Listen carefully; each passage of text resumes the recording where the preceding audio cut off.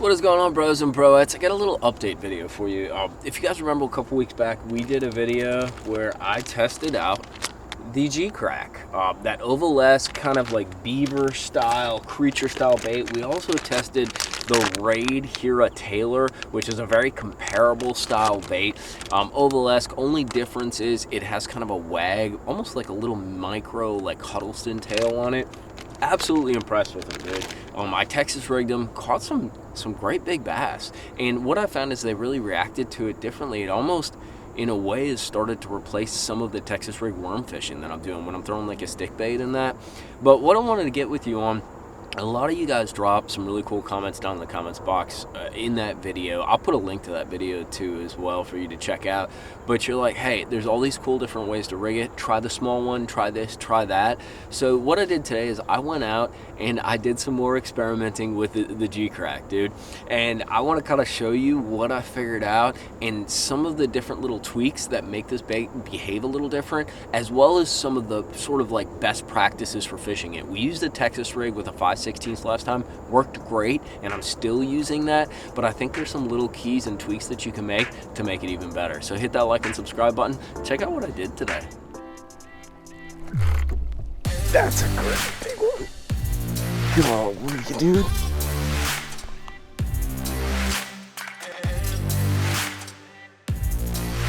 On the Carolina rig with the Geecrack. Go on. That's a freaking donkatron, dude. Bro, he like kaleidoscoped me. God, look at the head on that. Don't come off. That's a freaking 5-6 pounder, bro. Oh my God. On the old Geecrack, look at this. I'm gonna throw it back. I wanna throw it back down. What a beaut, dude. So I guess you can't throw it on the Carolina rig.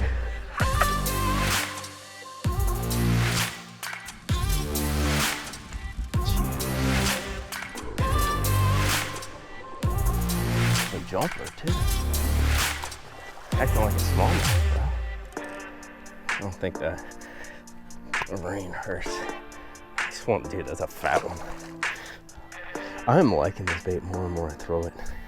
It just looks so different and it just jiggles. They're running quite a bit of current, so I think the current's actually causing this thing to even move more than I'm moving it. Caught some bigs, right?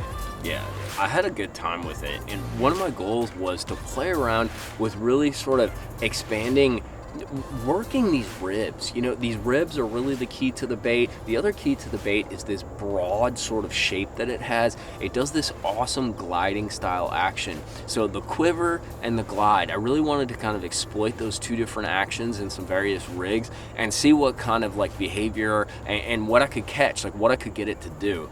The first thing that I tried, and I'm not gonna lie, this is probably gonna be like my favorite way to fish it, is I put it on a Carolina rig. Just a little, this is a little tungsten weight with a swivel, probably about like a 2.5 foot leader. I use it's the 3.8 size, so a little bit bigger, the brim are a little bigger. The biggest trick that I changed, I guess, for this round using the Geecrack, I had a lot of problems losing fish with this thing, and I was using an O'Shaughnessy style hook, which is kind of like a straight offset shank hook. A lot of you guys recommended going to an EWG or a wide gap hook like that. So what I did is I took an owner that's a wide gap plus just a little 3/0 or a 4/0, and what it does is, one of the biggest challenges with this thing are the ribs. So the ribs can get balled up on your hook and basically stop the hook from even penetrating, right, when you're fishing. And that wide gap allows you better penetration through that. It's a somewhat wide body, but it also gives you a little kind of insurance blanket, a little security blanket to get through some of those ribs if that bait balls up when that fish hits it. So that's one of the biggest changes I make. But one of the cool things, and this relates to something I learned in the first video, is this thing swimming is absolutely awesome. It just like undulates and like flares. So what I did with this Carolina rig is I found some places with some sparse grass and some hard bottom, and instead of just dragging a Carolina rig, I would just kind of slow reel it and kind of keep tension on it, so that bait was almost in like a continual like gliding kind of action. You just kind of reel, you might pull a little bit, but you'd reel, keep tension. And what I really found is that's when this thing really shines, and that's going to relate to some of the other rigs that we used. That gliding style action also enables that tail to kind of quiver even more as it's kind of like hunting through the water, and just very slowly. You don't want to go too fast because I think it kind of washes out and starts to spin. But if you can kind of keep like a slight tension on it and keep it moving towards you, it has that sort of glide and then that quiver in the tail. Carolina rig by far my like favorite, dude. This thing on a sea rig is naughty. Like, they absolutely smashed it. I caught one almost 6 pounds doing it, dude. Absolutely engulfed it. So the other thing that I wanted to do, I should throw a quick note in there real quick. We used the gill, but then a lot of you guys recommended the shad. The difference between the gill, which is this one, and the shad is the shad has a slightly more slender body. It's a little, I don't know, skinnier oval. And what I found with that shad is it gets through grass a little bit better. So I like the gill. It's broad. It does that hover. If you're looking for something a little tighter, a little more slender overall in its girthiness, you know, go with that shad. It comes through the grass a little bit better and kind of quivers through. The other thing too is, like in the name, it has a little more of that shad style body. So as we move towards fall, you know, if I'm like dropping to these fish or pitching around and stuff like that, I might look at that shad for more of my like flipping and things along those lines when I'm trying to target those fish that are on balls of bait. So the other thing that you guys recommended was going with the little guy. I bought a couple, let's see, which ones are they? The 2.8, so it's a little bit smaller. This is the 2.8 inch size. It's a little tinier bait, not by far, but it definitely weighs a lot less than the big one. And the rig that I set up was just a little 1/8 ounce belly weight. It's just a little screw-in owner screw lock hook. And what I did is I put that on 15-pound fluorocarbon on a little bait caster. And what I'd do is I'd go around like little grass patches and throw it to the edge of the grass and almost fish it like a Senko. Let it glide down, maybe pop it a couple times, and then reel it real slow, and then go on and move on to the next target and just do some fan casting. I did not catch many doing this. However, what I noticed reeling it back to the boat, it is awesome looking. Like, it has this little twitch. The other thing that I think I want to do, this fell a little bit slow for me. The rate of fall, because of the broad body, is awfully slow. I think I need to upgrade and put one of these bigger ones on with like a 3/8 or a 1/4 ounce belly weight screw lock hook, and then do the exact same thing, or take that Bellows shad and do the exact same thing, where you have these balls of bait, they're sitting around grass lines and things like that, and you're just casting around, pitching it into the holes, casting it to the edges, letting it kind of, it does this kind of like rocking sort of like hover down that I talked about with the Carolina rig. That's absolutely naughty, and it's a perfect way, especially with that belly weight, to take advantage of that slow fall, and the majority of your bites are going to come on that fall. The last thing that I did, I really like this little one. There's a lot of spotted bass on Guntersville right now, and the little one really reminded me of those little bite-sized brim. And I found some fish today that were spots that were kind of like off a break a little bit deeper. So something I haven't gotten out in a very long time is a drop shot. And I love fishing a drop shot for spots, for just finesse fishing when the water's super clear. You guys up north fish a lot for smallmouth.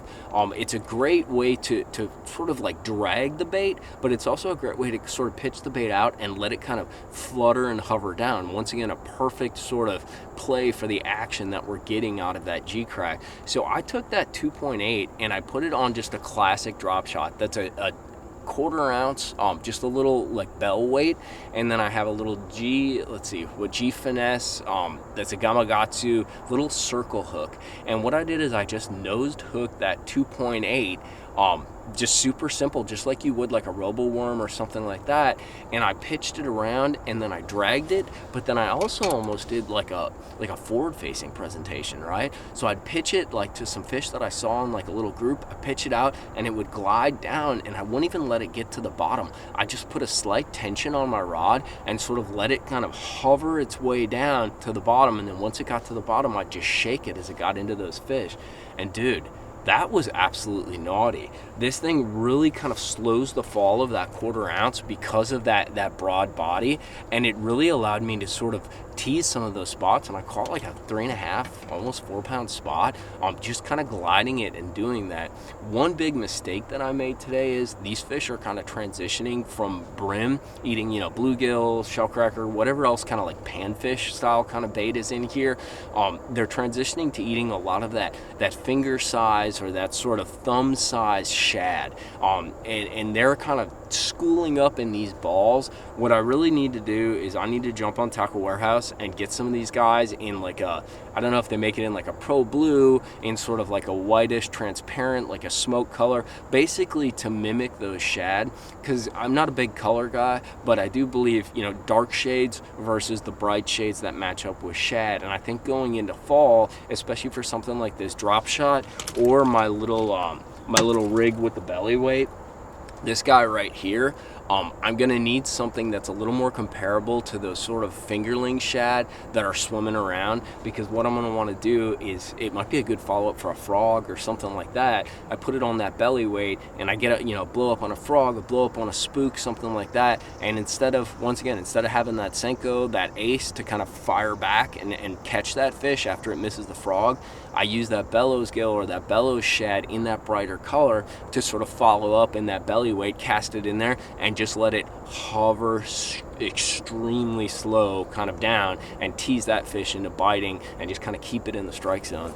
But that's kind of my play, dude. I smoked them on this thing today. I wasn't expecting it, dude. The dragging and the worm bite, the traditional Texas rig ribbon tail ace, your finesse style worms really hasn't been that good. I'm catching them here or there, but I'm not really catching them like I guess I was last year. So I needed something to change it up, and busting this thing out, dude, the more that I throw it, the more that I like it. It definitely has some shortcomings with the soft body. It tears up very easily, and then the gill is a little bit wide for fishing in some of this strandier or thicker grass, but you can solve that by throwing the shad style bait.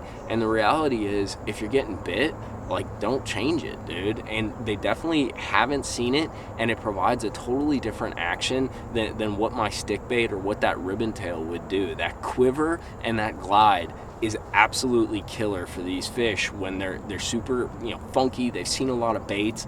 The other thing that I'm going to experiment with kind of moving forward is also swimming it a little bit more and then putting it on a jig trailer. But I think that's another video down the line. I'm definitely gonna play some more with this thing. It's a cool bait, and dude, it gets some freaking big bites.